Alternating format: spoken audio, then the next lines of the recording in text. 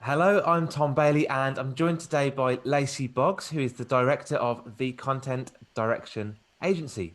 So, Lacy, hello, and a very warm welcome to today's episode. Thanks for having me. Thanks for coming. And whereabouts are you in the world right now? I live in Colorado between Denver and Boulder.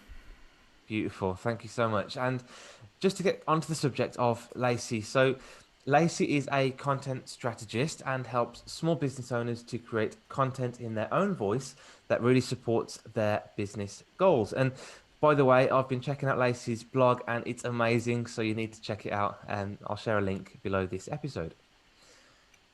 The title for today is How to Become a Thought Leader, and Lacy's going to show us how to do that in just under 7 minutes. And Lacy, your first question is, who are your ideal clients? Sure. So, ideal clients for thought leadership in specific would be anybody who is a visionary, who has a Hmm. big vision for their business or for the world, who wants to influence the conversation in their industry. Also, authors, coaches, people Yeah, with a big personality brand. great. And these people with big personality brands, authors, coaches, business owners, what challenges do they typically face from your perspective? Sure. So a lot of times what's happened is that their business has grown and they've run out of time to do the deep thinking, the visionary work and the writing, the thought leadership that they may have enjoyed doing early on. So probably time is the biggest challenge. And would you say this time almost prevents them from doing the creativity that they're so great at?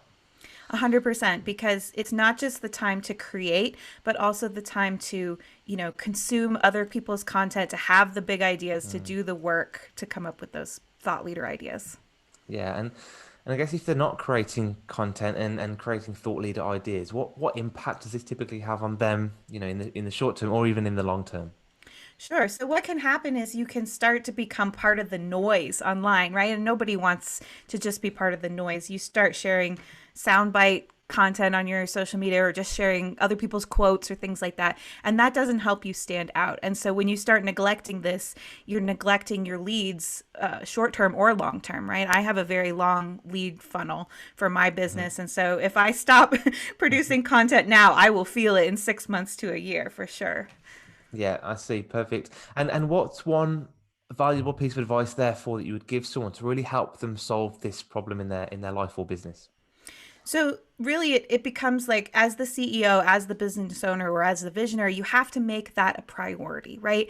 And so that Yeah. can mean a lot of different things for different people. It might mean getting help producing some of the content. It might mean that you take something else off your plate so you have time.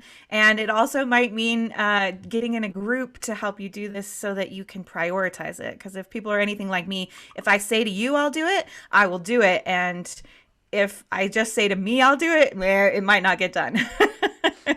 So really, it's all about having that accountability of the Accountability. group. Yep. Yeah, yeah, I understand. Because like you say, I can write a long to-do list, but unless I've got someone to hold me accountable, they're probably not going to get done, are they?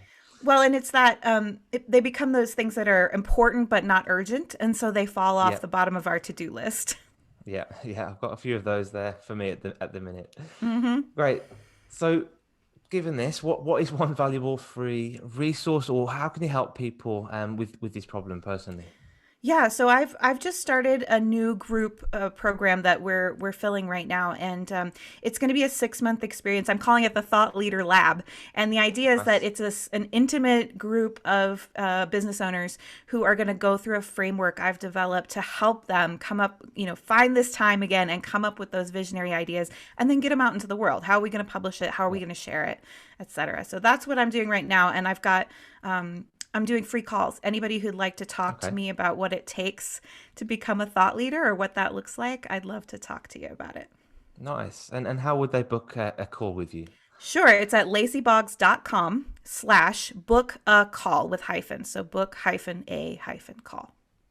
Excellent, thank you. And what I'll do as well is I'll post a link to that URL just below this video or podcast, so people can click that and they can dive in and get booked on to have a great conversation with Lacey herself. And another question, slightly off topic, you could say, it is, what is or what would you say is your greatest failure that you've ever made, either in life or business, and what did you learn from it? Yeah, I was thinking about this before we got on the call.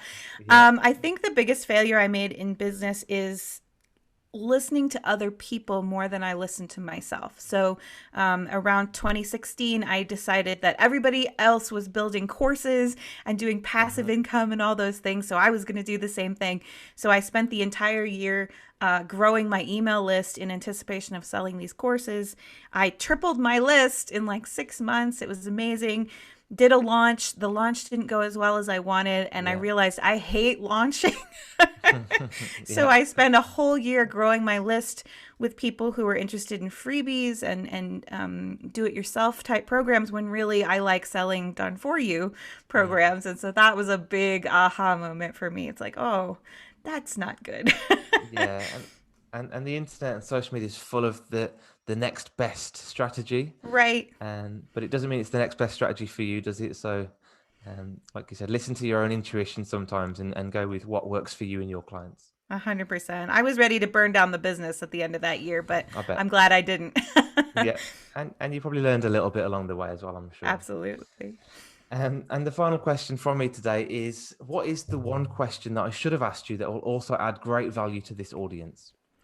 So I know that because CEOs and visionaries are busy, one question I get sometimes is, can you outsource thought leadership content?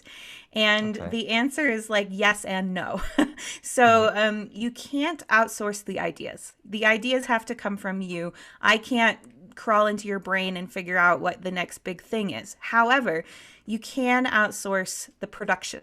So, we Yeah. have an agency that employs writers to write content in other people's voice.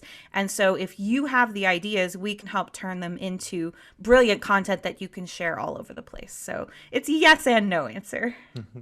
Great, perfect. And I guess people can reach out again to Lacey if they do want any help or more advice on that subject. Absolutely. Right, so Lacey, thanks again so much for your time today. I really appreciate you sharing this message, and there's a ton of value in such a short episode. Thank you very much. My pleasure. Thanks for having me.